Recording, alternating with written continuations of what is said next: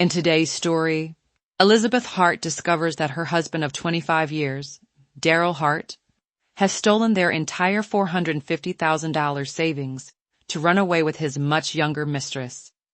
When she realized it, Elizabeth didn't scream. She didn't beg. She stayed silent and used her position inside the very bank they both worked for to set up the ultimate revenge. Stay tuned and find out how Elizabeth turned Daryl's betrayal into a carefully orchestrated takedown, framing him for financial misconduct and leaving him broke, disgraced, and living back in his mama's basement. Meanwhile, Elizabeth rose higher than ever, taking early retirement and keeping the house, the savings, everything. This is a masterclass in cold, calculated revenge, and a reminder, never underestimate a woman with a broken heart and access to your passwords. Elizabeth Hart sat stirring her coffee at the breakfast table. As the morning light spilled across her marble countertops, Elizabeth's laptop glowed with a familiar page, a real estate listing for a weathered, 4-bedroom colonial just outside Martha's Vineyard. Nestled between ocean and sky, the house had been on the market for months. She'd bookmarked it the day it posted and had checked it obsessively ever since. She and her husband of 25 years, Daryl Hart, had always dreamed of such a place for their retirement. It would mark a fresh start, a slower paced life, reward for years of hard work and sacrifice. Their joint savings, $450,000 held at Chesapeake National Bank, was meant for just such a house. A promise, not just in dollars, but in hope. Elizabeth logged into Chesapeake National's corporate system. As director of IT security, her security clearance surpassed even Marvin Brenner's, the bank's beloved CEO. That's because 13 years earlier, she'd quietly discovered a catastrophic flaw in the bank's fee algorithm, one that could have opened their vaults to hackers and toppled the entire institution. She'd fixed it quietly, without fanfare, and when the board of directors realized how narrowly they'd escaped disaster, they offered her a senior vice president title. But she turned it down, as accepting it would have meant outranking Daryl, who also worked at the bank. She knew his pride and their marriage wouldn't survive her surpassing him on the corporate ladder. Instead, Elizabeth accepted a discreet $1 million payout under the bank's whistleblower clause, money she never told Daryl about, not out of malice, but because of his addiction to luxury and gambling. Had he known, he would have burned through the cash in Las Vegas before it ever hit their account. So she planned around him, as she always had, and got the funds deposited to her private irrevocable trust, one she'd established years before she ever met Daryl. Before their wedding 25 years ago, Daryl's father had insisted on a prenup that favored Daryl completely, with a specific clause insisting that all assets held separately before marriage would remain separate in a divorce. But the clause worked both ways. While Daryl's wealthy father knew of Elizabeth's modest trust back then, he could never have imagined it would grow to 8 figures after 25 years of Elizabeth's smart investments and $1 million seed. Today, the balance was enough to buy the Martha's Vineyard property outright. Still, Elizabeth waited. Her dream was to surprise Daryl in retirement, to use the trust as their golden parachute. Until then, she let him believe they were building toward it, dollar by dollar. It preserved his pride, gave him purpose, and most importantly, kept him out of the casinos. Like every morning, as soon as she logged into work, Elizabeth checked the balance of their joint account. Their direct deposits had just hit, and she liked seeing the amount increase, albeit bit by bit. It kept her motivated and focused on their future. The banking page loaded, and a ridiculously low balance stared back at her. $27.93. Elizabeth refreshed the page. Again, and then again. The number held. She shook her head. The bank's customer-facing dashboards must not be loading properly. She would call it into IT momentarily. But first, on instinct, she set her spoon down and opened the transaction history. She expected to scroll past the usual groceries, utilities, and paychecks, and maybe find an error message. Instead, she saw a lawfully authorized wire transfer, $450,000. Approved by Daryl Hart, 2 days ago. Her throat caught. Panic surged. She dove deeper, using her backdoor access to trace the transaction, hoping for a glitch. But there wasn't one. Daryl's login was clean. The authorization was deliberate. The money wasn't lost. It wasn't stolen. It was taken. By her husband. Elizabeth's numbness calcified into rage. This wasn't the first time. Over the years, Daryl's recklessness had come in waves. An impulsive car, a dead-end investment pitched by some smug golf buddy. They'd fought those battles, survived them. But this wasn't a slip. It was a betrayal. After countless hours in therapy, Daryl had made a vow. No more gambling, no surprise spending, no draining accounts without a conversation. And for years, he'd kept that promise. So had she. Tempting as it was, she hadn't made an offer on the Martha's Vineyard cottage, not because they couldn't afford it, but because honoring their vows meant living with discipline. She couldn't demand accountability from Daryl if she wasn't willing to hold the line herself. So why now? Why, after years of hard-won restraint, had he gone back to lying and taking? It wasn't really a question. She already knew the answer. From the garage came the mechanical screech of the door. Daryl was home. Finally. This had become his new ritual, breezing in at dawn with coffee and croissants, claiming late nights at the bank, spinning stories about international clients with a practiced, polished grin. But Elizabeth knew better. The boutique hotel charges, the unexplained jewelry receipts, the sudden obsession with a gym he never visited. These weren't the habits of a man working overtime. They were the tells of an affair. This morning, she'd woken up alone in their bed, again, thinking infidelity was their biggest problem. Now, with nearly $500,000 missing, his betrayal had taken a more sinister turn. Elizabeth closed the laptop with a soft click, smoothed her robe, and steeled her face into something resembling calm. Or she had to play the part, just long enough to see if he'd confess. Maybe, just maybe, he'd taken the money for something good. Maybe he'd bought their dream house to surprise her. It was a fragile hope, but it was still hope. Daryl Hart breezed into the kitchen with coffee and pastries, wearing the ease of a man with no enemies. "Morning, sweetheart," he said, kissing her forehead. "Not dressed for work yet?" Elizabeth didn't answer. She just watched him, the man she no longer trusted. They'd met 26 years ago at a finance conference in Chicago, two rising stars drawn together by strategy, ambition, and midnight conversations. A spark became a marriage, promotions followed, a sleek townhome, weekend getaways. From the outside, it looked charmed, but beneath the surface ran a fault line. She was a saver. He was a spender. Worse, he was a gambler. Over the years, Elizabeth had cleaned up every mess.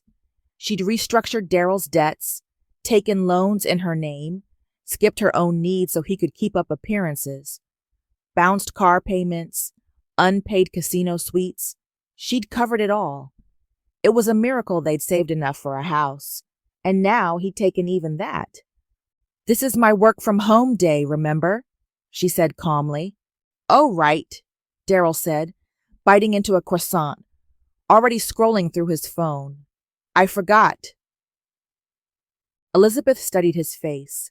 Calm, polished, not a crack. "You slept at the office again?" she asked lightly. He didn't blink. "No, I grabbed a room at the Lexington. Too late to drive. Frank said he'd reimburse me." So smooth, so rehearsed. A lie planted neatly in case she checked the statement. For months, suspicion had gnawed at her.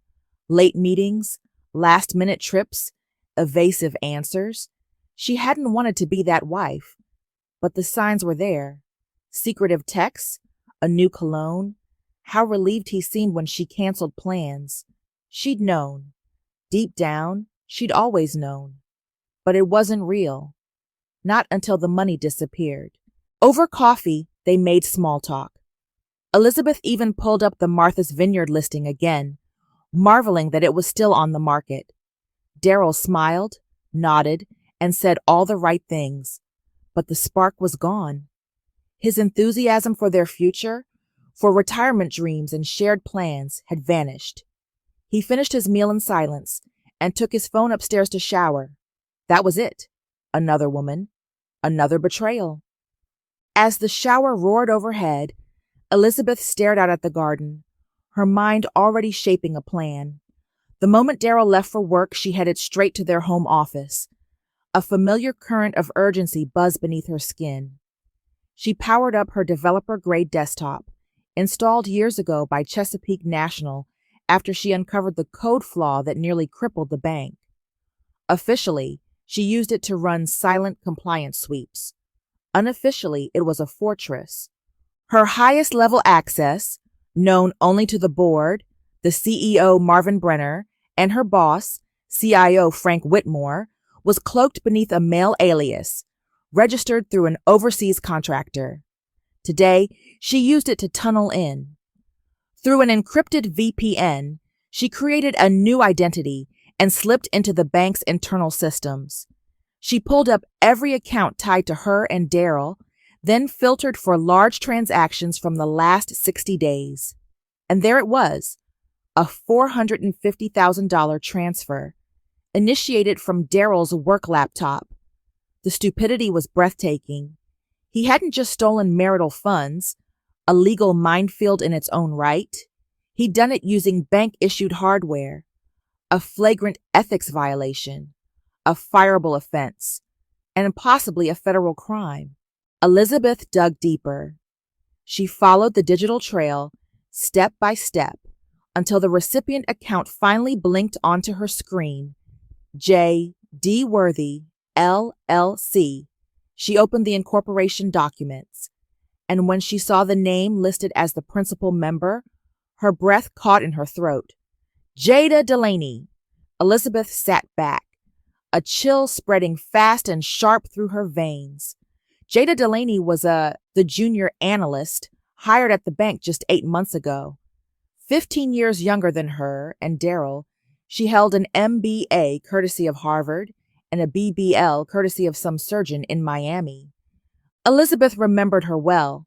On Jada's first day at the bank, she'd broken protocol by recklessly accessing her ex-boyfriend's financial records.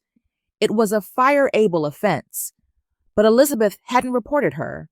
Instead, she'd walked down to Jada's office, closed the door, and calmly explained the consequences of what could have been a career-ending mistake. Jada had looked wide-eyed, shaken, grateful, naive, or so Elizabeth had thought. Now, 8 months later, Jada wasn't just sleeping with Elizabeth's husband, she was helping him steal their savings. Elizabeth kept digging and found that Jada had registered her LLC through a remote South Dakota branch. Smart, given the state's strong banking protections. But call logs and texts weren't shielded by those laws, especially on company-issued devices that automatically backed up to the bank's servers. She checked both Daryl's and Jada's profiles, and that's where it all unraveled. They'd both used their company phones to flirt, carelessly at first, then bolder. Over the last 8 months, the messages grew from personal to vulgar to criminal. "Baby, this is just the beginning," Daryl had typed.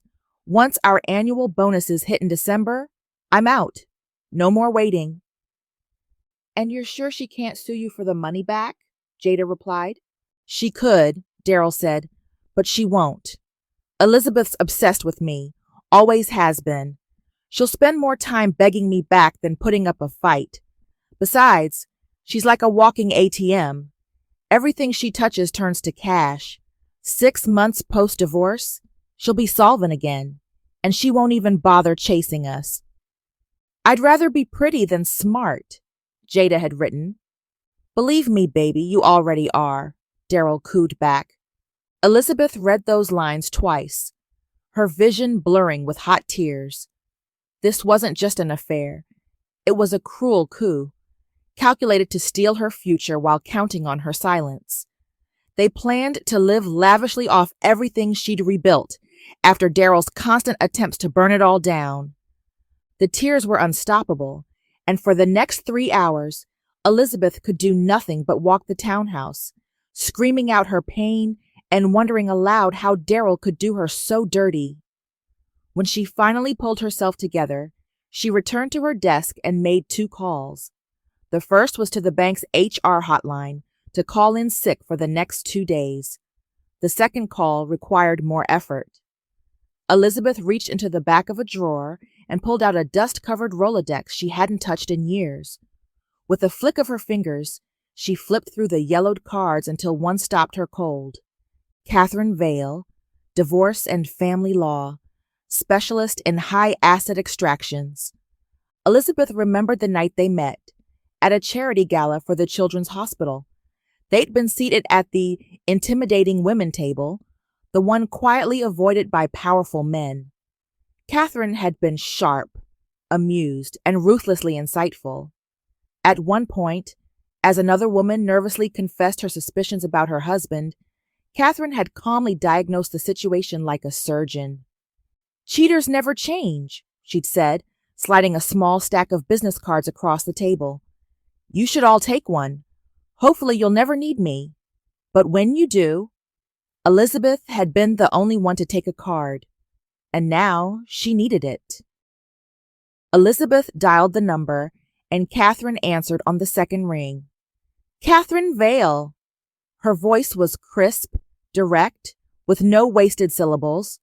"Hi, this is Elizabeth Hart. We met at the Children's Gala." "Ah, the banking genius who prefers the shadows," Catherine interrupted, her memory sharp. "I remember you. What has your partner done?" "Excuse me?" Elizabeth blinked. "No one calls this number unless something egregious has occurred," Catherine said. "I've heard it all. Start talking." And so Elizabeth talked. For the next 20 minutes, she laid it out. Every bank transfer, every betrayal, every sordid receipt. When she finished, the line was quiet for a moment. When Catherine finally spoke, her voice was low and laced with disdain. "First, let me say that I'm appalled. You saved this young woman's job, and she repays you by sleeping with your husband and robbing you blind. I sincerely hope you plan to channel that fury into something productive."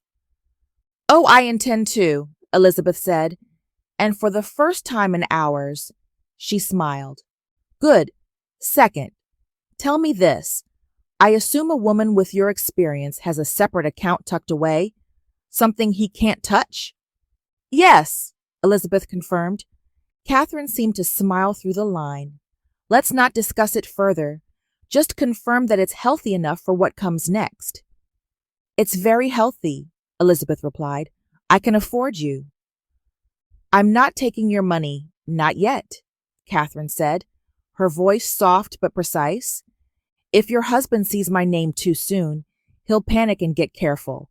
We need him to be overconfident and sloppy. When the time is right, I'll file everything. Until then, I'm your silent partner. Clear?" "Crystal." "Then listen closely. Step 1, say nothing. Act like nothing's wrong. He has a head start, and if you tip your hand, he'll accelerate. So smile, cook, chat. Whatever you normally do, do it, except for sleeping with him." "I can do that," Elizabeth replied, her voice calm. "Step 2, Catherine continued. Document everything tied to your name. Passwords, deeds, bank statements, anything marked Elizabeth Hart. Track it. Even if he had access, track it anyway." "Got it," Elizabeth nodded, mentally assembling the list.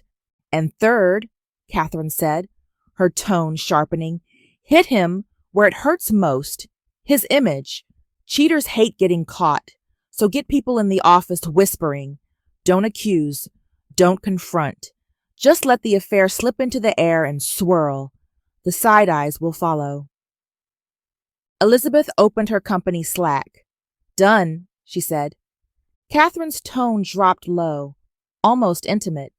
"Elizabeth, whatever part of you is still waiting for an apology, kill it.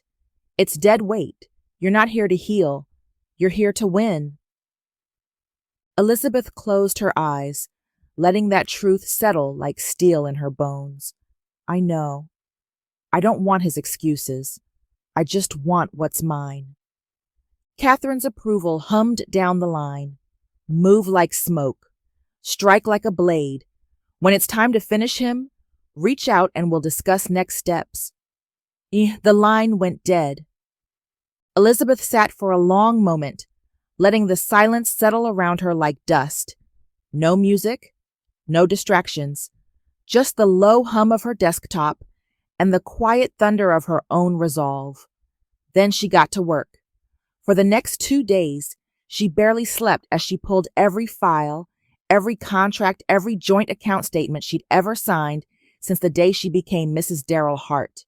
Tax returns, property deeds, trust agreements, insurance policies, even the fine print buried in mutual fund prospectuses and credit card applications. She combed through line items with a forensic eye, flagging anything unusual: overlapping signatures, missing disclosures, sudden transfers, secondary beneficiaries she hadn't approved. Next, she cross-referenced bank transactions with timestamps from Daryl's calendar, matched purchase histories to known aliases, and compared account access logs against internal network trails. Every time she found something questionable, and there were many, she took a screenshot, labeled it, encrypted it, and stored it in a hidden drive backed by offshore cloud redundancies. Fraud, asset concealment, potential identity abuse. She wasn't just looking anymore. She was building a case. 2 nights later, as she prepared for bed, Elizabeth thought about Catherine's directive to expose Daryl and Jada's affair. It was a difficult request, since, in a bank that large, Daryl and Jada weren't important enough to warrant an office scandal on their own. No one would care. She needed something bigger. Her mind drifted back to Jada's first red flag, the protocol breach on day 1. A girl that reckless rarely stopped at one mistake. Elizabeth pulled on slippers and padded back down to her home office. Daryl was now permanently at Jada's in the evenings, so she was able to refocus on the bank's internal records and dig deeper into Jada's LLC. That's when she struck gold. Previously, she'd been so intent on tracing the money Daryl stole, she'd missed the larger, more telling deposits, massive sums happening regularly twice a year. They hadn't come from Daryl, and it took Elizabeth nearly 20 minutes to trace the source. But when she did, the name stunned her. The deposits came from Marvin Brenner, the CEO. Her pulse quickened. She scrolled faster and discovered the money had been routed from an offshore blind trust, completely separate from Brenner's shared accounts with his wife. She searched Brenner's internal communications with Jada, and there it was, texts like Daryl's, plus nude photos and a threatened paternity test. Based on these records, Brenner Jada had been locked in a year-long affair, all on company-issued phones. By the looks of it, neither he nor Daryl knew about each other. Jada had played them both and walked away with nearly $3 million in her LLC. Elizabeth exhaled, a slow smile forming. This was the water cooler moment Catherine told her to create, and it had fallen right into her lap. She got to work drafting a routine wire transfer confirmation. Just a standard email, triggered by a system update, flagging all transfers over $200,000. Normally harmless and overlooked, it would affect approximately 700 elite clients, including both Daryl and Brenner. But this time, Elizabeth added 2 custom recipients, her own email to Daryl's letter and Brenner's wife's email to his. Elizabeth pictured Marvin Brenner's wife, somewhere in her elegant home, opening that email, seeing her husband's name tied to an account she never knew existed, and learning of the millions he transferred out of their shared accounts. It would be enough to start a ripple, enough to make his wife look closer and get people in their elite social circle talking. Elizabeth's finger hovered over send, but then she paused. She thought of Brenner's wife. Was this woman just collateral damage in Elizabeth's war with Daryl? Or was Elizabeth simply offering another victim the truth? Not every wife wants the truth. So, was this act of revenge going to induce justice? Or trauma? Since she couldn't be sure, Elizabeth decided to sleep on it, and she saved the email as a draft and logged off. Heading back to bed, she felt good about waiting. This was meant to deal with her own grief, not hurt others, so she would wait a little longer because the best revenge always needs time to cook. The next day, Elizabeth was finally back at work, leading meetings, filing reports, and moving through the IT hallways like nothing had changed. By lunchtime, she slipped into the corporate cafeteria, where the room buzzed with muted chatter and clinking silverware. She sat by the window, scrolling encryption summaries on her tablet. Face calm, unreadable, she felt Jada's arrival before she saw her, a shift in the room's energy, the sharp click of stilettos on tile. After spotting her sitting alone, Jada Delaney made a beeline for Elizabeth. With tray in hand and a smile too bright to be honest, she sang out, "Elizabeth," then slid into the seat across from her uninvited. Elizabeth looked at Jada, her expression neutral, but inside she was seething. Jada smiled as if she knew this. "I was just thinking about you," Jada purred, stirring her iced coffee. "You've been so busy. We hardly see you." Elizabeth said nothing. Her silence landed harder than words. Jada's smile sharpened. "Must be tough, with everything you're juggling, work, home, and fertility." Elizabeth's stomach twisted. Her face didn't. "Excuse me?" "Oh, Daryl mentioned you tried to have kids once. All those treatments, and still nothing. Poor thing." Jada's voice dropped, syrupy and cruel. "I have the opposite problem. I have to work hard not to get pregnant." She laughed, light and sharp as glass. The insult landed exactly where she meant it to. Something inside Elizabeth snapped into focus. Catherine's voice rang in her mind. "You're not here to heal. You're here to win." Elizabeth smiled, cool and effortless. "I bet you do. Otherwise, figuring out which married man fathered your baby would be a full-time job." Jada's face froze, her arrogance replaced by something Elizabeth had never seen before. Fear. Elizabeth stood, gathering her tablet and coffee with quiet precision. "Enjoy your lunch," she said, her voice smooth as a blade. As she walked away, there was no doubt, no hesitation, no mercy. It wasn't enough for Daryl and Jada to fall. They had to burn. Back at her desk, Elizabeth used her shadow IT access and hit send on the draft wire transfer email. Maybe she'd regret dragging Brenner's wife into it, or maybe she'd be the last woman Jada ever tried to humiliate. Either way, betrayal wasn't a game, and people weren't pawns. Now, both Jada and Daryl were about to learn that the hard way. Phase 2 of Elizabeth's plan launched the next morning as she sat alone on a park bench overlooking the river. A burner tablet was balanced on her knees, and when her phone chimed at exactly 7 a.m., she hit send on an encrypted whistleblower email she sent, routed through layers of proxies and dummy accounts. Signed only as Concerned Party. She'd spent all night crafting the email, getting no sleep and suffering no distractions, as Daryl hadn't come home again, hadn't called. Maybe Jada warned him after the married man comment, but at this point it didn't matter. Elizabeth had already locked down her personal accounts, just as Catherine advised, and flagged every shared account with Daryl for fraud. She'd even received her own copy of the wire transfer confirmation, not as an employee, but as Daryl's spouse, which meant Brenner's wife had likely received hers too. This new email was a spark fueled by too much wine and just enough rage. The subject line read, "Potential internal embezzlement." unauthorized transfers. Immediate review recommended. Attached was everything needed to light the match. Daryl's device ID, time-stamped evidence of Marvin Brenner's multiple wire transfers, and a routing log pointing directly to Jada's LLC.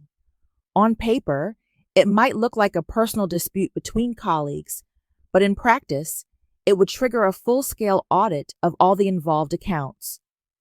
Jada's access to her LLC would be frozen until the audit concluded, and interviews with the principals would follow, including Daryl, Jada, Elizabeth herself, Marvin Brenner, and his wife. It didn't matter how it all turned out. The ethics alarm had just been detonated, and there would be no way to turn them off without consequences. It was 10 o'clock when the first real tremors hit. Conference rooms were quietly booked. Compliance officers were summoned to briefings. Senior leadership began trading tight, anxious glances over their coffee cups. Daryl, oblivious to all the suspicion, breezed through the executive halls like a man still convinced he owned the ground he walked on, while in her office 10 floors below him, Elizabeth answered corporate emails, business as usual. That is until Frank Whitmore, the bank's CIO, suddenly appeared at the threshold of her office, his face a careful mask of concern. "Elizabeth," Frank said, lowering his voice, "do you have a minute?" Elizabeth nodded, setting aside her work with practiced calm. "Of course, Frank. Please come in." Frank closed the door and sat opposite her, his hands steepled as his voice lowered. "Elizabeth, I need to ask." "Is everything okay at home, Elizabeth?" he asked. "Any big changes in Daryl's behavior or odd mood swings?" Elizabeth let her brow furrow with professional concern. "He's been under a lot of stress. We both have. Why? Has something happened?" Frank hesitated, measuring her as he chose his next words. "There's been 2 flagged transactions, large ones between employees that, at first glance, breach protocols," he said. "Compliance is reviewing them now. Daryl's name came up." Elizabeth let surprise bloom across her face, just enough shock, hurt, and confusion to look truly wounded. Daryl, why would he be involved? Frank's pause became more deliberate, his approach more delicate. He leaned in slightly and offered a sympathetic smile. "Anything you can tell me about his recent behavior would help, Elizabeth. It's strictly off the record. No judgment." Elizabeth looked down at her hands, twisting her wedding ring absently, the perfect portrait of reluctant heartbreak. Finally, she choked back tears and whispered, "He's been seeing someone here at the bank." Frank's eyes flickered with the satisfaction of getting confirmation on what he already knew. "Do you know who?" Elizabeth nodded, her voice trembling just right. "No, but I think she works here. Honestly, I don't want to know. I don't have the courage to face them." Elizabeth broke off, sobbing a little as she watched Frank absorb it all. An affair, a fractured home life. It implied a financial strain, and that was a narrative he could believe without Elizabeth accusing Daryl directly. Frank stood and placed a hand briefly on her shoulder, a gesture of deep sympathy. "Thank you, Elizabeth," he assured her. "We'll handle it from here." Elizabeth nodded with damp eyes as she watched him leave, closing the door quietly behind him. She took out her phone and texted Catherine one cryptic word, "It's starting." Catherine immediately texted back, "I'll prepare the papers." Elizabeth sighed, feeling the first breath of power she'd felt in days. The boulder was rolling downhill now, picking up speed, and it wasn't going to stop. The internal investigation that had been blossoming behind Daryl's back would now come to light. His texts, emails, and stolen marital funds would all be exposed, putting him on the defense. Exactly as Elizabeth intended. That night, Daryl came straight home from work. He hadn't done that in weeks, and yet there he was tonight with his shoulders carrying the kind of tension that couldn't be smoothed over with coffee and croissants. Elizabeth heard the sharp clatter of his keys hitting the ceramic bowl by the door, saw the way he yanked off his jacket with a force that betrayed the polished image he still clung to. Without a word, he moved to the bar cart and poured himself a double scotch, no ice. From the kitchen island, the scent of her homemade jerk chicken warming in the oven, Elizabeth watched him pace. His phone was gripped in one hand, thumb twitching as he scrolled through emails with the jittery urgency of a man searching for an exit that wasn't there. Feigning warmth, she called out gently, "Everything okay, honey?" He threw back the rest of his drink and refilled it, more desperate than deliberate. Halfway through his second glass, he finally said it. "Something's going on at work." Elizabeth blinked slowly, brow furrowing just enough. "Oh? What do you mean?" she asked, her voice soft with curiosity, just the way he liked it. She watched him wrestle off his tie, then slump into the leather chair with the weight of a man unraveling. "Some ridiculous compliance thing," he said, forcing a laugh that died in his throat. "They're sniffing around a wire transfer, some anonymous tip nonsense." Another dry, humorless chuckle. "It's insane." Elizabeth set down the dish towel and crossed the room, placing a gentle hand on his forearm. "You're being paranoid," she said soothingly. "You've been there forever. Everyone knows you're solid. It's probably just a formality." "I don't know, Lizzie," he muttered, using the nickname he had for her for the first time in years. "Something feels off. They keep asking about my device ID, offshore access logs, stuff I've never even thought about." His voice wavered, his eyes darting like a man trying to find the door in a burning room. Lizzie. That was when she knew he was truly scared. "I remember when they upgraded the wire transfer protocols," she said smoothly.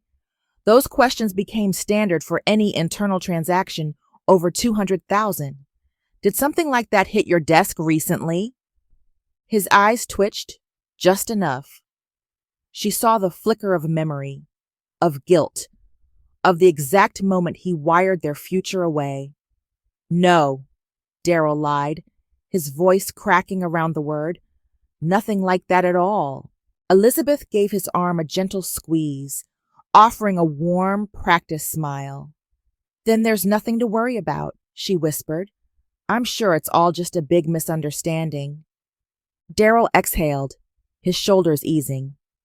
"How do you always stay so positive?" he asked, his smile soft, almost admiring. She met his gaze, smile steady, concealing the contempt coiled beneath. "I just assume that sooner or later we all get what's coming to us." She turned. "Now come eat this jerk chicken before it gets cold." And just like that, Daryl relaxed, Elizabeth's trust wrapping around him like an old familiar coat. They ate as they used to. Easy laughter, casual glances, even dessert, homemade chocolate cake, his favorite. Then his phone buzzed. From the reflection in the polished silver serving dish, she saw the name, Jada. Daryl grabbed the phone quickly, flashing a sheepish grin. "Gotta take this," he said, already stepping out of the room. She heard him in the office, voice low, clipped, rattled. "Where have you been?" "I've been calling for hours." A pause. "What investigation?" "What frozen accounts?" The door slammed. Elizabeth smiled. Then she helped herself to another slice of cake. Homemade, rich, and laced with revenge. At 9:13 the next morning, the first ripple hit. Elizabeth sat in her office, composed as ever, casually reviewing firewall maintenance logs. But on her second screen, a different story was unfolding. Internal alerts lit up across Chesapeake National's network. Access escalations, locked files, system-wide data queries initiated by compliance and legal. They'd seen the email. She took a slow sip of coffee, watching as the digital machine rumbled to life. HR had flagged it to Risk. Risk pinged Legal. Legal opened a secure case file. And just like that, The gears were turning. At 9:32, Jada's profile went dark. Elizabeth watched it happen in real time. Access revoked, inbox frozen, calendar wiped clean, silently erased. At 10, Daryl's name appeared in a preliminary incident log. He hadn't noticed yet. He was still upstairs, likely on another call, spinning lies into excuses, and excuses into silence. By 10:15, a meeting invitation appeared in Elizabeth's inbox. Routine compliance review. The subject line read, "No details, no sender, just a time, 2:30 this afternoon." Classic containment strategy. Quiet, fast, no fingerprints. Elizabeth leaned back in her chair, her heart calm, her gaze steady. This wasn't panic. This was precision. She hadn't just triggered the investigation, she'd birthed it. If the dominoes fell as designed, Brenner's involvement would surface organically, and she'd remain invisible. By noon, the whispers began. Quiet glances in the hallway. A shift in tone. The kind of stillness that settles when gossip gives way to something real. Elizabeth took her lunch outside by the river. The sunlight danced on the surface of the water as if nothing had changed. She didn't need to confront Daryl, or expose Jada, or scream about betrayal. She only had to wait, because the truth was already moving, silently, precisely, just like she had always done. By 2:15 that afternoon, Elizabeth was already seated outside the 11th floor conference room, hands folded neatly in her lap, a mild look of confusion on her face. The hallway was still and cold, sealed off from the hum of the bank by an invisible wall of controlled crisis. The door opened at exactly 2:30. Inside sat two men, Frank Whitmore, Chief Information Officer, and Edward Albert, General Counsel. Neither offered a smile, just curt nods. "Elizabeth," Frank said, gesturing to the seat across from them. "Thanks for coming on such short notice." She sat with practiced composure, offering a polite smile. "Have I done something wrong, Frank?" Edward leaned forward, his tone measured. "We received a whistleblower submission detailing serious internal misconduct. We'd like to know if you recognize any of this." He slid a folder across the table. Elizabeth opened it. Inside were the very documents she had sent anonymously: device IDs, timestamps, routing logs. Redacted, of course. Names blacked out, but unmistakable. "It points to unauthorized transfers involving a senior executive and an external LLC," Edward continued. "The routing data could have been fabricated, but it exposed actual irregularities." Elizabeth tilted her head, reviewing the contents. "Looks like fraud," she said coolly. "Would you like me to investigate?" "That won't be necessary," Frank replied. "We'd just like your honest assessment." She nodded. "Someone used corporate hardware to initiate a flagged internal transfer. That's a policy breach. The metadata is clean. It's deliberate." Edward's voice remained even. "The LLC, Delaney Advisory Group, received multiple deposits. One appears to have come from your joint account. Were you aware?" Elizabeth flipped a page, her eyes scanning the line items. "No," she said simply. "Here, 400,000. That matches our joint savings to the dollar. Daryl withdrew it a few days ago without explanation. I didn't know where it went.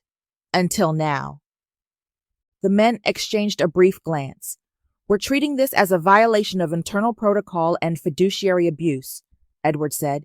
"Just to confirm, you never approved that transfer?" Elizabeth met their eyes. Steady. Clear. "I suspected my husband was hiding something, or someone," she said. "But I never authorized that transaction, and I had no knowledge he used internal systems to facilitate it. Isn't it against the rules for employees to manage our own accounts, especially on the back system?" Frank studied her a moment, his expression unreadable. Maybe it was respect, maybe regret. Before he could answer, a soft knock came at the door, and then Daryl stepped in, looking casual and unaware. He stopped when he saw Elizabeth, his smile faltering. "Lizzie, what are you doing here?" he asked, and his voice wavering. She didn't answer, didn't even turn to him. "Mrs. Hart was just leaving," Edward said without looking up. Elizabeth rose, gathered the folder, and offered a slight nod. "Thank you, gentlemen," she said softly, and then she walked out, her heels clicking in deliberate rhythm, each step counting down the seconds to Daryl's collapse. Even before Elizabeth returned to her office, the building felt different. Not louder, just sharper. The air had shifted, as if the walls themselves knew something was ending. She sat at her desk, pretending to return to her mountainous workload, but her attention remained fixed on the second screen, the silent pulse of Chesapeake's live system dashboard. She watched Daryl's world unraveled in real time. First, his credentials were flagged for internal review. Then Jada's name reappeared, this time in a payroll investigation log. Her LLC had been frozen pending audit. The blinking indicators stacked one by one, each a digital nail in the coffin. Elizabeth watched them with the cold focus of someone who'd already read the ending, while everyone else was still on Chapter 2. Next came the updates to Daryl's calendar. Meetings stripped one after another, his schedule going blank. A few clicks later, his badge status shifted from active to restricted. Then came the call. She saw Daryl flash on her cell phone. She let it go to voicemail. It rang again. She silenced it without hesitation. In the glass reflection on her office wall, she saw the corridor behind her. HR officers headed upstairs, legal counsel walking in quiet pairs. No one moved in haste, but everyone moved with purpose. At 12:46, Daryl's inbox was locked. His desktop session terminated. At 12:52, a final alert appeared. Escorted personnel. North Wing elevator, level 15 to lobby. Daryl Hart, accompanied by security. Elizabeth didn't move. She just watched the status bar until it disappeared. And when it did, she drew a long, slow breath. Not relief, release. She closed the dashboard and opened her inbox, composing a short, final note to HR. A resignation. Clean. Unemotional. She wasn't sticking around to watch Marvin Brenner spin a redemption story or read HR's scripted damage control about Daryl and Jada. Let the board of directors peddle whatever version of the truth suited them. As far as she was concerned, her chapter there was closed. The resignation email sat in draft as Elizabeth knelt beneath her desk and retrieved the briefcase she tucked there earlier that morning. One by one, she unpacked the entire remote arsenal she'd once relied on. Encrypted desktop, monitor, modem, backup server. Tools she trusted more than most of her colleagues. She was returning them now, severing her own superior access to the bank's systems. A clean break. The rest of the office offered nothing to gather. She'd never made the space her own, and now it showed.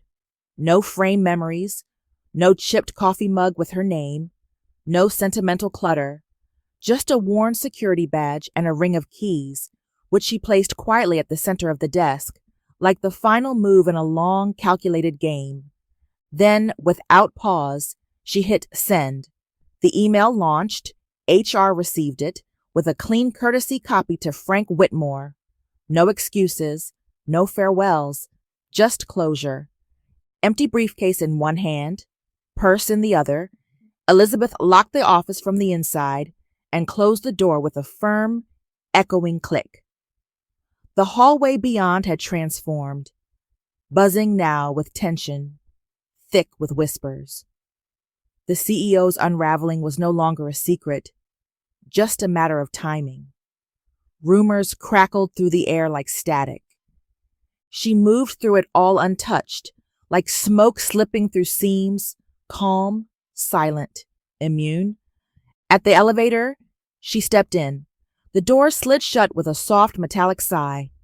In the parking garage, she slid into her car and let herself exhale. This wasn't just relief. It was freedom. Real, soul-deep liberation.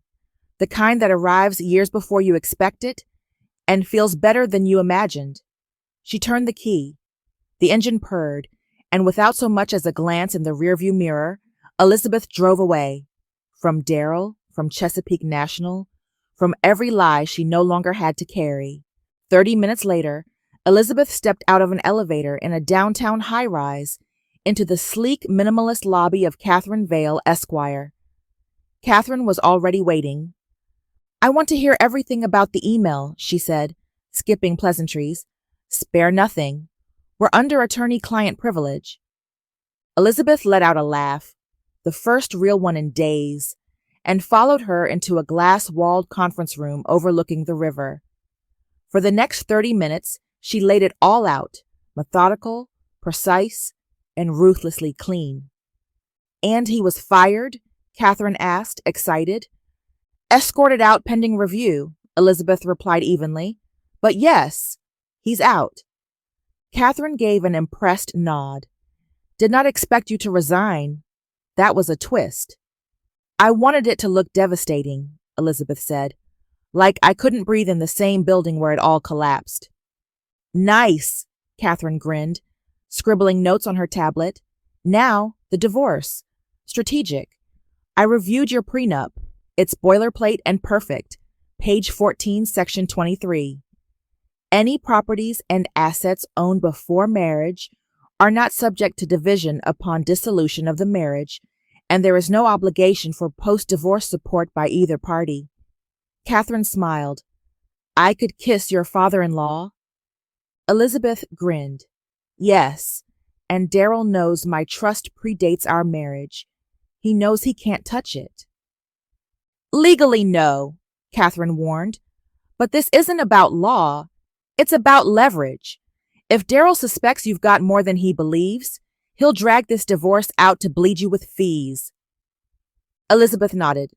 "Okay, I see. So what do we do?" "Let's assume he forgot the trust exists, or he still thinks it's very modest," Catherine continued. "We keep him distracted by filing for fiduciary fraud. We focus on him diverting $450,000 without your consent. It gives us grounds to freeze all marital assets and demand a forensic audit." Elizabeth smiled. "Which he definitely doesn't want." "Exactly," Catherine said. "He'll lean on the prenup and push for a fast settlement to avoid discovery. That's what we want." Elizabeth's voice was cool. "Look like we're losing in order to win." Catherine's eyes gleamed. "Yes. Also, Jada's LLC is registered in South Dakota, one of the few states where a spouse can sue the mistress, so I'm preparing the papers." Elizabeth blinked. "We're suing Jada?" "Oh, yes," Catherine said, smirking. "Not for money, for her arrogance. Filing these shady transactions under her own name is bold. We'll hit her with a tortious interference suit and freeze her assets, drag her through discovery, bury her in injunctions. We also subpoena her to testify at your divorce hearing." "Her scorched earth," Elizabeth nodded. "I like it. How much do you think we'll win?" "Nothing. It'll get tossed as wrong jurisdiction," Catherine said. "But that's not the goal. The goal is to make noise, drown her in legal fees, and create a public record. Let the world see how she earned her lifestyle." She slid the tablet toward Elizabeth. "All that's left is your signature." Elizabeth picked up the stylus. Her hand was steady, her signature smooth. No hesitation, no regret. Just scorched earth. Shortly after their meeting, Elizabeth checked into a luxury suite at the downtown Peninsula Hotel. The reservation had been made days ago. Her suitcase had already been in the trunk of her car that morning. She hadn't fled her life with Daryl, merely executed an exit. After a deep tissue massage, room service, and a long, indulgent nap, she turned her phone back on. It lit up like a slot machine. Dozens of missed calls and texts flooded in. Most were from her former colleagues calling to get the scoop, but a majority, unsurprisingly, were from Daryl, evidence of the digital unraveling of a man losing control. Text 1. Where are you? We need to talk. Did you know about the interview, or did it happen after you got to work? You didn't look happy when you left. Call me. Text 5. I'm home. Where are you? I've been suspended, pending investigation. Can you believe that? They asked me things I didn't even understand. What the hell did you tell them? Call me back. This isn't funny. Text 10. Why are you shutting me out? I've called all day. Look, if this is about Jada and the money, yes, I messed up, I'm sorry. But come on, Lizzie. 25 years. Please, talk to me. Text 13. I got the papers. Divorce?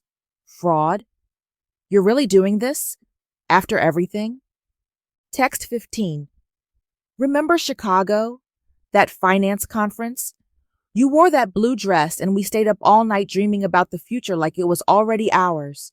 Don't you remember us? We can fix this, Lizzie. I know we can. I never stopped loving you. Please call me. She didn't call him. Instead, Elizabeth set his number to mute and ordered another round of room service. An hour later, just as she was about to power down for the day, a final message buzzed through. Unknown number. Elizabeth. It's Frank Whitmore. We need to talk. It's urgent. Can you meet me tonight? She stared at the screen. The last thing she wanted was more contact from work, but it was Frank, and Frank had always been decent.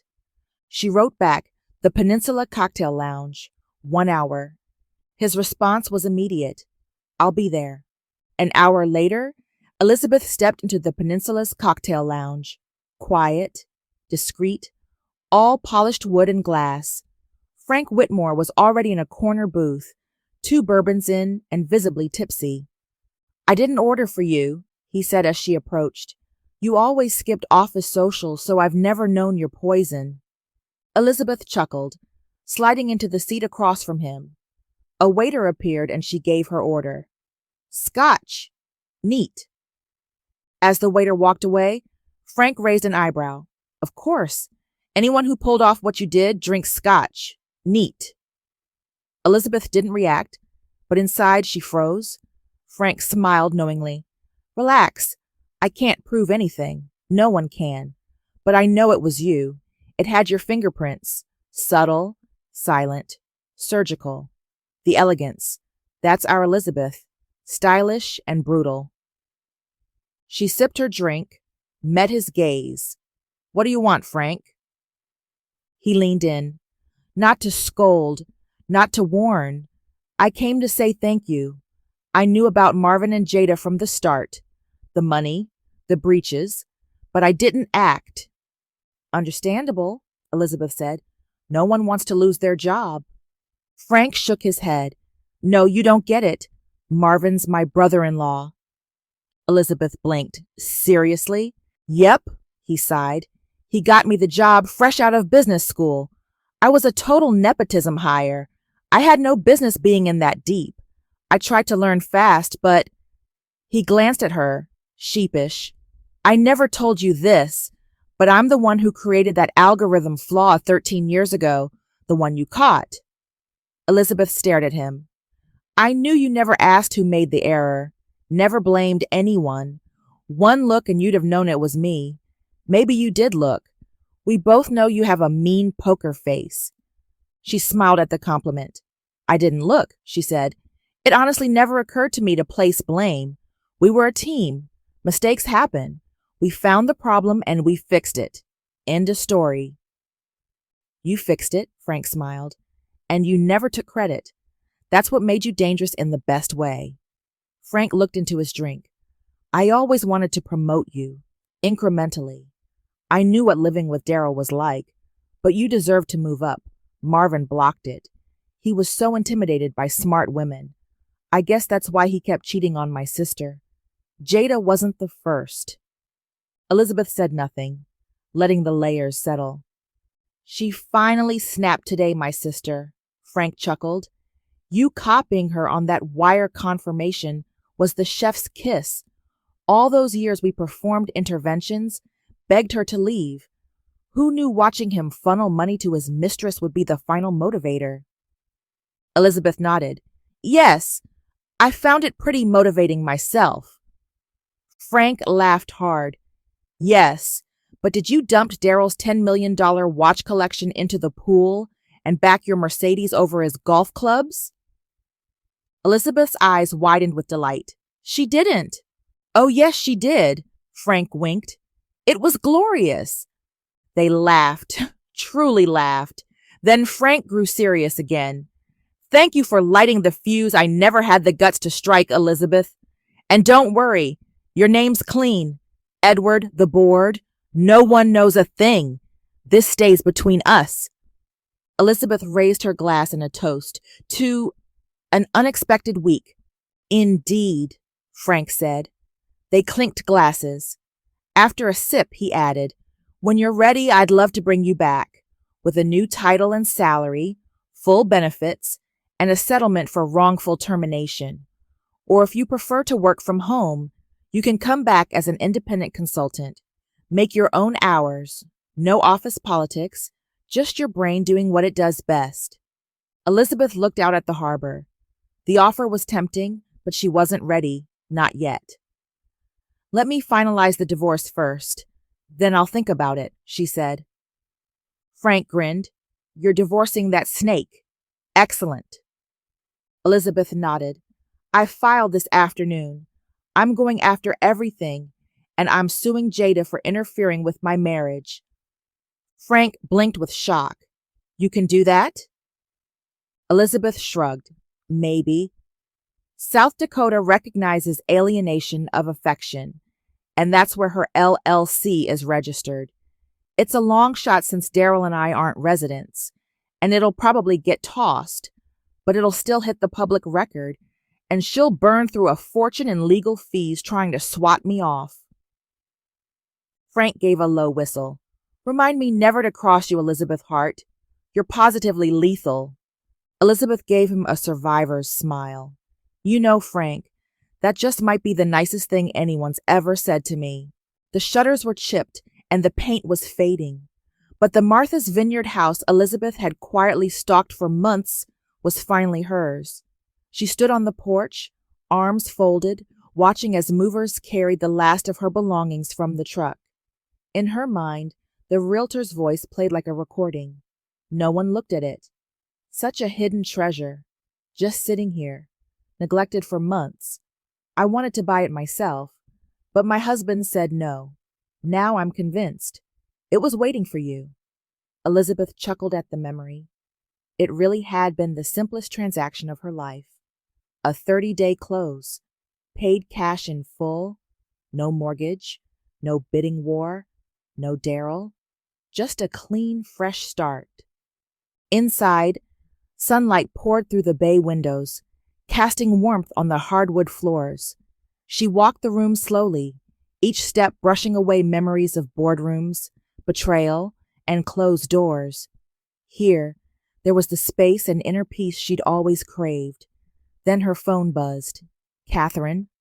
Elizabeth answered, already knowing what she called to say. Court date is next Friday, 10 a.m., Catherine said at once. Judge Reginald Weiss. He's sharp, no nonsense. Doesn't tolerate theatrics or delay tactics. Elizabeth's lips curved into a small, deliberate smile. Perfect. I'll be there. His attorney is Aaron Riley, a notorious jerk to cheated wives, Catherine said, her voice clipped and confident over speakerphone. He's slick with hidden assets, and since your ex has a weak hand, I expect a last-minute continuance or some teary-eyed plea about lost love. He may even parade Jada into court, have her bat her lashes and play the innocent. So be ready for theatrics.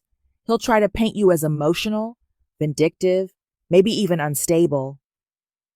Elizabeth didn't flinch.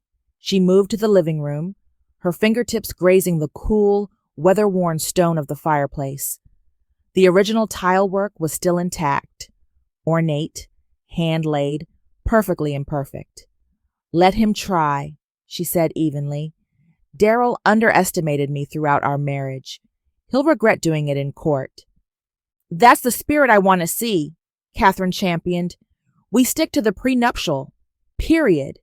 We lay it next to the asset fraud, the misuse of joint funds, the unauthorized wire transfers, and the ethics violations that got him fired, and let the judge connect the dots. How's the house?" Elizabeth turned slowly, taking in the honeyed afternoon light streaming through the leaded windows. Chipped shutters, faded paint. It's old and beautiful and everything I deserve. You have a standing invitation to visit once this is all behind me. "I'll be there," Catherine said without hesitation, "and I'm bringing champagne, the good kind." They both laughed, the kind of laugh that comes from knowing the worst is behind you, and the best part of the story is just beginning. The following Friday, Elizabeth was sitting next to Catherine in a downtown courtroom. It was smaller than she expected, understated, cold, just polished wood, glass, and the quiet tension of lives being rearranged. Darryl sat at the defendant's table, stiff in a tailored suit that couldn't disguise the panic in his eyes. His attorney, Aaron Riley, a silver-tongued courtroom predator, was already mid-spin. "My client requests denial of alimony, Your Honor," Riley said smoothly. "Mrs. Hart is gainfully employed. Mr. Hart shouldn't be penalized for his success." Catherine rose, calm and lethal. "Your Honor," she said, sliding a thick file across the bench, "my client's efforts are the only reason their estate still exists. Mr. Hart has a documented history of compulsive gambling, negligent investments, and serial infidelity.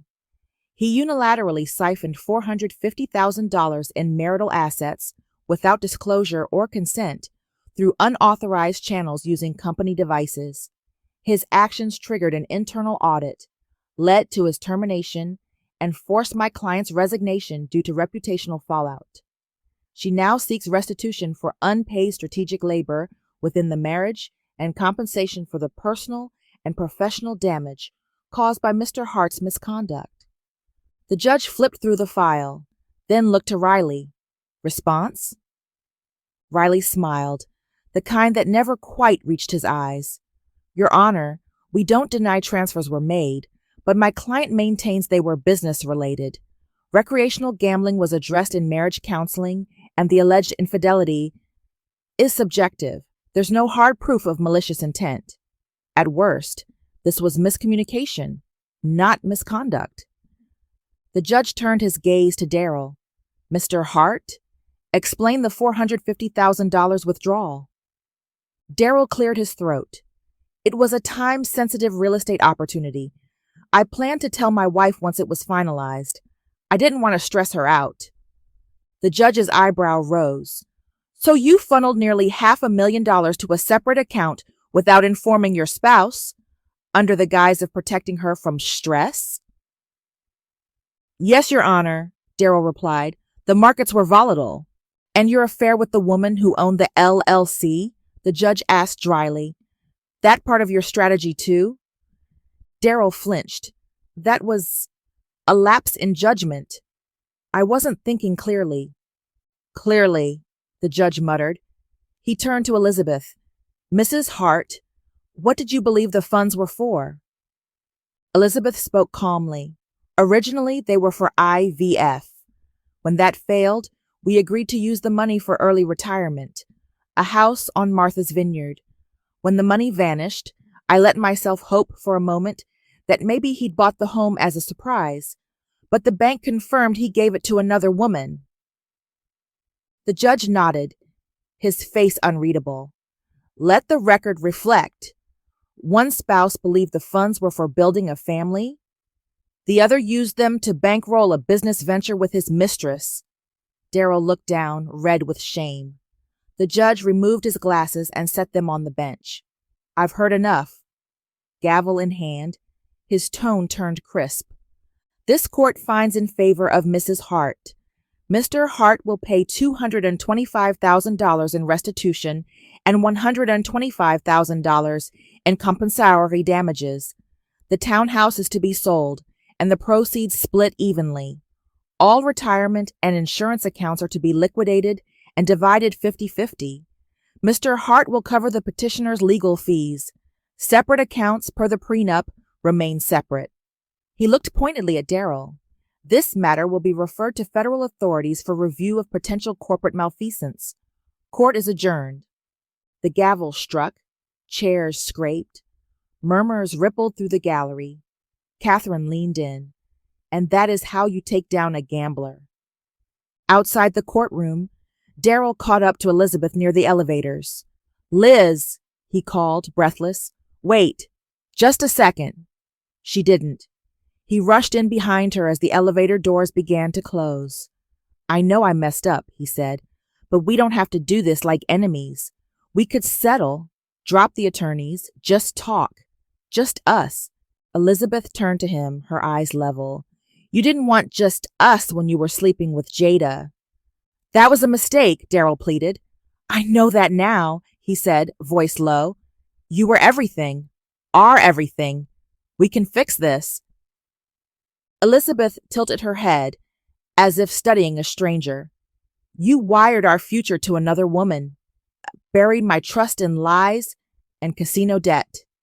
And now that you've lost, you want me to pretend it never happened?" "I'm saying I still love you," he offered weakly, and she gave the faintest scoff, half laugh, half breath, and stepped out as the elevator doors opened. Daryl remained behind, his reflection fading in the mirrored steel as the doors sealed shut. He was alone, exactly as he'd earned. Weeks later, Elizabeth strolled through the Martha's Vineyard Farmers Market like she belonged there, because by now she did. A familiar face among the island's artisans and growers, she stopped to chat with the soap maker, flirted harmlessly with the old man at the cheese stall, and tucked a few extra dollars into the tip jar of the teenager playing acoustic guitar. Her tote filled quickly. Fresh peaches, a crusty olive loaf, golden honey, and ingredients for her famous jerk chicken. She walked with ease, sunlight on her face. Her name called out more than once. Not Mrs. Daryl Hart, not Director Hart, just Elizabeth. That evening, after a dinner of homemade jerk chicken and chocolate cake, she sat on the porch of her new home, a small glass of scotch in hand, watching the tide roll in. Peace had a sound, and this was it. Then the doorbell rang unexpectedly. Elizabeth opened the door to find Catherine, grinning and holding a chilled bottle of champagne. "She's gone," Catherine announced triumphantly. "Who?" Elizabeth asked, ushering her in. They were friends now, real ones. Catherine didn't have to call ahead anymore. "Jada Delaney, she's disappeared. No one can find her," Catherine said, eyes going wide as she spotted the jerk chicken and helped herself to a plate. Elizabeth pulled 2 champagne flutes from the cupboard. Not surprising. Without someone else's husband to bankroll her, what else was she going to do? Catherine, already mid-bite, raised a finger. "You're not ready for this. When the court forced Daryl to pay you back, he turned around and opened a new joint account with Jada." Elizabeth paused mid-pour, champagne tilted. Wait, after the affair? After being outed with Marvin Brenner of all people, Daryl still went back to her? Catherine grinned. "Oh, he sprinted. Apparently the girl's got skills. But get this, he poured in his share of your joint savings, proceeds from the townhouse, his severance, and a pity loan from Daddy. Just over $1 million. Liquid." Elizabeth stared. Please tell me Jada didn't." "She did," Catherine laughed. "They rented a condo. She played the doting girlfriend for a few weeks. Then last night, soon as he fell asleep, she drained the account, wired everything offshore, vanished." Elizabeth let out a full-throated laugh. "How do you even know all this?" The police called me, Catherine said. Daryl gave them your number for a statement. Since you've got him blocked, they tried me. I told them you're done, and to come back with a subpoena if they want answers. Elizabeth blinked. The audacity, she exhaled. Think Jada left the country? Not likely, Catherine said, taking a sip. Marvin's ex-wife filed an interference suit against Jada in South Dakota, $3 million plus damages, and she's got private investigators, border alerts, and freeze orders working overtime. Jada's on the run, but there's nowhere to hide. Oh, and the best part? She stole Daryl's car, too. Left him with no wallet, no ride. He had to call his parents for an Uber home. Elizabeth opened her mouth to deliver the perfect jab, then thought better of it. Instead, she gazed out at the moonlit ocean. Her life was calm. Her enemies were scattered. Peace suited her. She turned to Catherine with a slow smile. You know what this calls for? Elizabeth opened the fridge and set down a homemade chocolate cake. They laughed and dug in like two people who had earned every bite,